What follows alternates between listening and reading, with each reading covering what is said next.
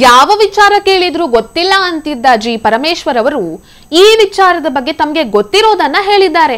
ಈ ಹಿಂದೆ ಒಬ್ರು ಇಬ್ರು ಕೂತ್ಕೊಂಡು ಬ್ಯಾಲೆಟ್ ಪೇಪರ್ ಮೇಲೆ ವೋಟ್ ಒತ್ತಿದ್ರಂತೆ. ಜಿ ಪರಮೇಶ್ವರ್ ಅವರಿಗೆ ಗೊತ್ತಿರೋದು ರಾಹುಲ್ ಗಾಂಧಿ ಅವರಿಗೆ ಗೊತ್ತಿಲ್ವಲ್ಲ. ಬೂತ್ ಕ್ಯಾಪ್ಚರಿಂಗ್ಗೆ ಕಡಿವಾಣ ಹಾಕೋದಕ್ಕೆ ಮುಂದಾಗಿದ್ದ TN ಶೇಷನ್ ಅವರನ್ನ ಕಾಂಗ್ರೆಸ್ ಯಾವ ರೀತಿಯಾಗಿ ನಡೆಸಿಕೊಂಡಿತ್ತು ಅನ್ನೋದು ಎಲ್ರಿಗೂ ಗೊತ್ತಿದೆ. ರಾಹುಲ್ ಗಾಂಧಿ ಅವರು EVM ಬಗ್ಗೆ ಇಷ್ಟೊಂದು ಕಿಡಿಕಾರ್ತಾ ಇರೋದು ಯಾಕೆ? ನಮಸ್ಕಾರ. ಜಿ ಪರಮೇಶ್ವರ್ ಅವರು ಗೃಹ ಸಚಿವ ಅಂತ ಗುರುತಿಸಿಕೊಳ್ಳೋದಕ್ಕಿಂತ ಹೆಚ್ಚಾಗಿ ಗೊತ್ತಿಲ್ಲ ಪರಮೇಶ್ವರ್ ಅಂತ ಗುರುತಿಸಿಕೊಂಡು ಬಿಟ್ಟಿದ್ದಾರೆ. ಅವ್ರ ಹತ್ರ ಅದೇನೇ ಕೇಳಿ, ಯಾವ ವಿಚಾರನೇ ಕೇಳಿ, ಸರ್ ಇಲ್ಲೊಂದು ಕಳ್ತನ ಆಗಿದೆ ಸರ್ ಅಂದ್ರೆ, ಹೌದಾ ಈ ವಿಷಯದ ಬಗ್ಗೆ ನನಗೆ ಅಷ್ಟಾಗಿ ಮಾಹಿತಿ ಇಲ್ಲ. ಸರ್ ಒಂದು ಕೊಲೆ ನಡೆದಿದೆ ಸರ್ ಅಂದ್ರೆ, ಓ ಹೌದಾ ಇನ್ನಷ್ಟೇ ವರದಿ ಬರಬೇಕಾಗಿದೆ. ಸರ್ ಫಿಲ್ಮ್ ಇಂಡಸ್ಟ್ರಿಯಲ್ಲಿ ಈ ಥರ ನಡೀತಾ ಇದೆ ಸರ್ ಅಂದರೆ, ಓ ಹೌದಾ ಈ ಬಗ್ಗೆ ನನಗೆ ಮಾಹಿತಿನೇ ಇಲ್ಲ ಅಂತ ಪರಮೇಶ್ವರ್ ಅವರು ಯಾವತ್ತೂ ಹೇಳ್ತಾನೆ ಇರ್ತಾರೆ. ಇದೆಲ್ಲ ನೀವು ಕೇಳಿಸ್ಕೊಂಡಿದ್ದೀರಾ. ಒಟ್ಟಾರೆಯಾಗಿ ಇವ್ರ ಹತ್ರ ಏನೇ ಕೇಳಿದ್ರು ಇವರ ಬಾಯಿಂದ ಬರುವಂತಹ ಉತ್ತರ ಗೊತ್ತಿಲ್ಲ ಗೊತ್ತಿಲ್ಲ ಗೊತ್ತಿಲ್ಲ. ಆದರೆ ಫಾರ್ ದ ಫಸ್ಟ್ ಟೈಮ್ ನಮ್ಮ ಗೃಹ ಸಚಿವರಾಗಿರುವಂತಹ ಜಿ ಪರಮೇಶ್ವರ್ ಅವರು ಒಂದು ವಿಚಾರದ ಬಗ್ಗೆ ತಮಗೆ ಗೊತ್ತಿರೋದನ್ನ ಹೇಳ್ಕೊಂಡಿದ್ದಾರೆ. ಈಗೇನು ಕಾಂಗ್ರೆಸ್ ಪಕ್ಷದ ಯುವರಾಜ ರಾಹುಲ್ ಗಾಂಧಿ ಅವರು ಚುನಾವಣಾ ಅಕ್ರಮದ ವಿರುದ್ಧ ಪ್ರತಿಭಟನೆ ಮಾಡ್ತೇವೆ ಅಂತ ಹೇಳ್ಕೊಂಡಿದ್ದಾರಲ್ವಾ, ಇದೇ ರೀತಿ ಈ ಹಿಂದೆ ಕಾಂಗ್ರೆಸ್ ಪಕ್ಷ ಅಧಿಕಾರದಲ್ಲಿದ್ದಾಗ ಯಾವ ರೀತಿಯಾಗಿ ಚುನಾವಣಾ ಅಕ್ರಮ ನಡೀತಾ ಇತ್ತು ಅನ್ನೋದರ ಬಗ್ಗೆ ಗೃಹ ಸಚಿವರಾಗಿರುವಂತಹ ಜಿ ಪರಮೇಶ್ವರ್ ಅವರೇ ಎಳೆಯಾಗಿ ಬಿಚ್ಚಿಟ್ಟಿದ್ದಾರೆ. ಅವರೇ ಹೇಳಿಬಿಟ್ಟಿದ್ದಾರೆ. ಅವರು ಏನ್ ಹೇಳಿದ್ದಾರೆ ಅನ್ನೋದನ್ನ ನೀವು ಒಂದ್ಸಲ ನೋಡಿ. ಚುನಾವಣೆಯ ಸಂದರ್ಭದಲ್ಲಿ ಅದೆಲ್ಲ ಒತ್ತದ, ಅವಾಗೇನು ಇರೋಣ EVM ಇರ್ಲಿಲ್ಲ ಕಣ, ಅವಾಗ ಎಲ್ಲ ಒತ್ತದು, ಒಬ್ಬರು ಇಬ್ರು ಕೂತ್ಕೊಂಡು ಒತ್ಕೊಡ್ರು ಅಂತಾಗೇನು.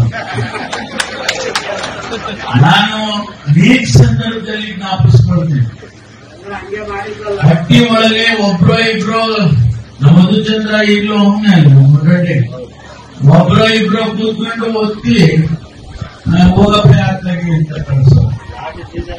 ನೋಡಿದ್ರಲ್ವಾ, ಈ ಹಿಂದೆ ಬ್ಯಾಲೆಟ್ ಪೇಪರ್ ಇದ್ದಾಗ ಚುನಾವಣೆಯಲ್ಲಿ ಯಾವ ರೀತಿಯಾಗಿ ಅಕ್ರಮ ನಡೀತಾ ಇತ್ತು ಅಂತ ಗೃಹ ಸಚಿವರೇ ಹೇಳ್ಕೊಂಡ್ಬಿಟ್ಟಿದ್ದಾರೆ. ಎಷ್ಟು ಚೆನ್ನಾಗಿ ಎಳೆಯಾಗಿ ಇವರು ವಿವರಿಸಿದ್ದಾರೆ. ಪಕ್ಷದ ಹಿರಿಯರಿಗೆ ಗೊತ್ತಿರುವಂತಹ ಸತ್ಯ ನಮ್ಮ ರಾಹುಲ್ ಗಾಂಧಿ ಅವರಿಗೆ ಗೊತ್ತಿಲ್ಲ.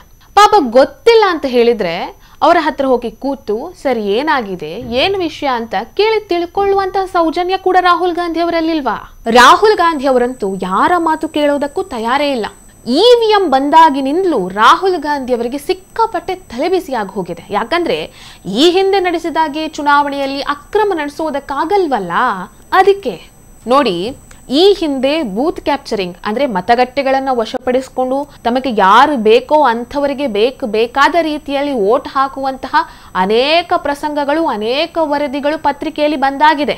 ಸೊ ಇಂಥ ಪ್ರಸಂಗಗಳನ್ನ ತಡಿಬೇಕು ಅಂತಲೇ ಈ EVM ಬಂದಿರುವಂಥದ್ದು.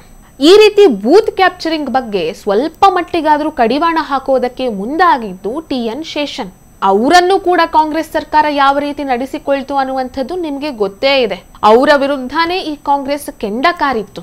ಈಗ ಅದೇ ಪಕ್ಷದ ರಾಹುಲ್ ಗಾಂಧಿ ಅವರು EVM ವಿರುದ್ಧ ಕೆಂಡ ಕಾರ್ತಾ ಇದ್ದಾರೆ. 2024ರ ಲೋಕಸಭಾ ಚುನಾವಣೆಯ ಸಂದರ್ಭದಲ್ಲಿ ರಾಹುಲ್ ಗಾಂಧಿ ಅವರು EVMಗಳ ಮೂಲಕ ರಿಗ್ಗಿಂಗ್ ನಡೆದಿದೆ ಅಂತ ಹೇಳಿ ದೊಡ್ಡ ಆರೋಪವನ್ನೇ ಮಾಡಿಬಿಟ್ಟಿದ್ರು. ಮಹಾರಾಷ್ಟ್ರ ವಿಧಾನಸಭಾ ಚುನಾವಣೆಯ ಸಂದರ್ಭದಲ್ಲಿ ಬಹಳ ದೊಡ್ಡ ಮಟ್ಟದ ರಿಗ್ಗಿಂಗ್ ನಡೆದಿದೆ ಅಂತ ಹೇಳಿ ರಾಹುಲ್ ಗಾಂಧಿ ಅವರು ಆರೋಪಿಸಿದ್ರು. 2023ರ ಚುನಾವಣಾ ಆಯುಕ್ತರ ನೇಮಕಾತಿ ಕಾಯ್ದೆಯನ್ನೂ ಈ ರಾಹುಲ್ ಗಾಂಧಿ ಅವರು ಟೀಕಿಸಿದ್ರು. ಮಹಾರಾಷ್ಟ್ರ ಚುನಾವಣೆಯಲ್ಲಿ ನಡೆದಂತಹ ಮ್ಯಾಚ್ ಫಿಕ್ಸಿಂಗ್ ಮುಂಬರುವ ಬಿಹಾರದ ಚುನಾವಣೆಯಲ್ಲೂ ನಡೆಯುತ್ತೆ ಅಂತ ಇವರು ಹೇಳಿದ್ರು. ಸೊ ರಾಹುಲ್ ಗಾಂಧಿ ಅವರ ಈ ಎಲ್ಲಾ ಆರೋಪಗಳಿಗೂ ಚುನಾವಣಾ ಆಯೋಗ ತನ್ನ ವೆಬ್ಸೈಟ್ ನಲ್ಲಿ ಉತ್ತರವನ್ನ ನೀಡಿತ್ತು. ನೀವು ಮಾಡುವಂತಹ ಆರೋಪಗಳಿಗೆ ಸಾಕ್ಷಿ ಏನಿದೆ ರಾಹುಲ್ ಗಾಂಧಿ ಅವರೇ, ಸಾಕ್ಷಿಯನ್ನ ನೀಡಿ ಅಂತ ಹೇಳಿ ಚುನಾವಣಾ ಆಯೋಗವೇ ರಾಹುಲ್ ಗಾಂಧಿ ಅವರನ್ನ ಆಹ್ವಾನಿಸಿದ್ರು ಕೂಡ ರಾಹುಲ್ ಗಾಂಧಿ ಅವರು ಇದಕ್ಕೆ ಯಾವುದೇ ರೀತಿ ಪ್ರತಿಕ್ರಿಯೆಯನ್ನು ನೀಡಿರಲಿಲ್ಲ. ಒಟ್ಟಾರೆಯಾಗಿ ರಾಹುಲ್ ಗಾಂಧಿ ಅವರಿಗಂತೂ EVM ಬಂದಾಗಿನಿಂದ ತಲೆ ಬಿಸಿ ಆಗೋಗಿದೆ. ಹೇಗಾದ್ರೂ ಮಾಡಿ ಇದನ್ನ ನಿಲ್ಲಿಸಬೇಕು ಅಂತ ಹೇಳಿ ರಾಹುಲ್ ಗಾಂಧಿ ಅವರ ಮನಸ್ಸಿನಲ್ಲಿದೆ. ಸೊ ಇನ್ನಾದ್ರೂ ಈ ರಾಹುಲ್ ಗಾಂಧಿ ಅವರು ಏನೇನೋ ಸುಮ್ನೆ ತಾವೇ ಮಾತಾಡೋದು, ತಾವೇ ಪ್ರತಿಭಟನೆ ಮಾಡೋದನ್ನ ಬಿಟ್ಟು ಪರಮೇಶ್ವರ್ ಅವರಂತಹ ಹಿರಿಯರ ಮಾತುಗಳನ್ನ ಕೇಳಿಸ್ಕೊಂಡ್ರೆ ಒಳ್ಳೇದು ಅಂತ ಅನ್ಸುತ್ತೆ. ಈ ವಿಡಿಯೋ ನಿಮ್ಗೆ ಇಷ್ಟ ಆಗಿದ್ದಲ್ಲಿ ಲೈಕ್ ಮಾಡಿ, ಶೇರ್ ಮಾಡಿ, ಕಮೆಂಟ್ ಮಾಡಿ. ನೀವೇನು ನಮ್ಮ ಹೊಸದಿಗಂತ ಡಿಜಿಟಲ್ ಚಾನೆಲ್ ಅನ್ನ ಸಬ್ಸ್ಕ್ರೈಬ್ ಮಾಡಲಿಲ್ಲ ಅಂದ್ರೆ ದಯವಿಟ್ಟು ಸಬ್ಸ್ಕ್ರೈಬ್ ಮಾಡಿ. ಹೆಚ್ಚಿನ ಮಾಹಿತಿಗಾಗಿ ಪಕ್ಕದಲ್ಲೇ ಇರುವಂತಹ ಬೆಲ್ ಐಕನ್ ಅನ್ನ ಪ್ರೆಸ್ ಮಾಡಿ.